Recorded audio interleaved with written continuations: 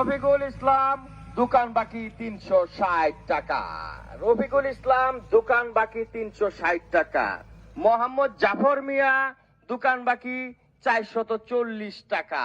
যারা যারা আমার দোকানে বাকি খেয়ে টাকা দিচ্ছেন না তাদের দৃষ্টি আকর্ষণ করছি, চিটার বাটপারদের দৃষ্টি আকর্ষণ।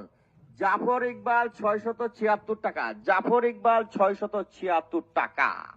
এই পর্যন্ত যারা যারা আমার দোকানে বাকি খেয়ে টাকা পরিশোধ করেন নাই তাদের দৃষ্টি আকর্ষণ করছি, অতি দ্রুত আমার দোকান বাকি পরিশোধ করুন।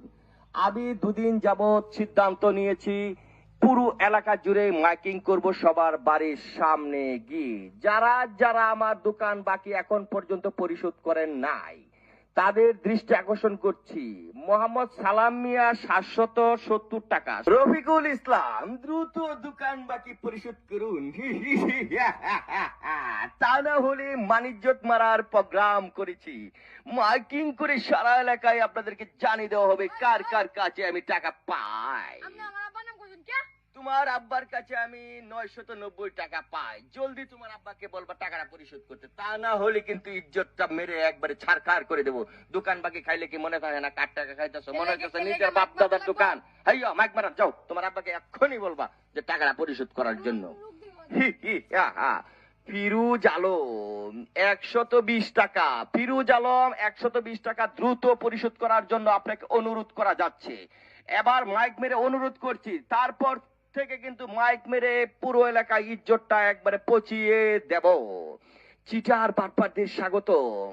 মোহাম্মদ জাকারিয়া ইসলাম, আপনি আমার দোকানের হালকাতাই খাননি 3 বছর যাবত। আপনার কাছে 676 টাকা। জলদি 676 টাকা পরিশোধ করুন, তা না হলে মানিজ্যত আর থাকবে না।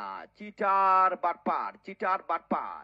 আক্তার মিয়া, দোকানটাকে কি আপনার বাপ দাদার দোকান মনে করে মালপত্র নিয়ে খান যেন আর টাকা পরিশোধ করা লাগে না, এমন চিন্তা ভাবনা থেকে বেরিয়ে আসেন। আপনাদের কিন্তু আমার টাকা দিতেই হবে, তা না হলে কিন্তু আর উপায় নেই। আজকে একটা মাইক নিয়ে বের হয়েছি, কাল দিন পর থেকে যারা আমার টাকা পরিশোধ না করবেন সারা এলাকা জুড়ে মাইকিং হবে, মাইকিং মাইকিং। কাবিল হোসেন, কাবিল হোসেনের কাছে আছে 909 টাকা। কাবিল হোসেনের কাছে আছে 909 টাকা। আরাফাত ইসলাম 720। লালু মিয়া 1010 টাকা। তারপরে আছে রুহান ইসলাম 1260। 2000 টাকার একজন কাস্টমার আছে, তার নামটা কি আমি বলবো? উনি এলাকার একজন সম্মানীয় ব্যক্তি। সম্মানিত ব্যক্তিরাই বেশি টাকা মেরে খায়, এটারই রেকর্ড বেশি। যারা দোকানদার তারা আমার মতো ভুক্তভোগী, তারা অবশ্যই বুঝেন। আয় সামনের দিকে আগাও। চিটার বাটপারদের স্বাগত। যারা বাপ দাদার দোকান মনে করে বাকি খেয়ে টাকা পরিশোধ করতে চান না তাদের সবার নাম আমি ঘোষণা করলাম। জলদি আমার টাকা পরিশোধ করো, তা না হলে কিন্তু ইজ্জত ছারখার। চিটার বাটপার। আচ্ছা কাম শেষ আজকে। হ্যাঁ মাইক নামাও। আর করতেন না ভাই? না ভাই, সবার নাম কইছি ভাই। মে 2 লাখ টাকার উপরে বাহি, বুঝছো ভাই? আমার আজকে ভাই 1000 টাকার নিচে দিলে ভাই বুঝতো না, পুরাটা এলাকা ঘুরে আলছিন ভাই। কত দিতাম? 1000 টাকা ভাই দাম। কষ্ট বেশি হয়ে গেছে না? হ্যাঁ ভাই। আচ্ছা ঠিক আছে, তোমার না লালু মিয়া না? হ্যাঁ। তোমার কাছে তো মনে হয় 1010 টাকা ভাই। তোমার ডাই 1010 টাকা? হ্যাঁ, তুমি আর 10 টাকা দাও আমারে। তোমার ডাকাই বাড়া কাট দিয়ে দিলাম। না ভাই, কার্টুন নিয়ে যান। কে করতাম না বেড়া ভাই সোয়াল থেকে গাড়িটা লই 10 টাকা কামাই করছি না। মাইক মারতাছে আমি কে লিগা বাড়িটা উড়ানি লাগে না?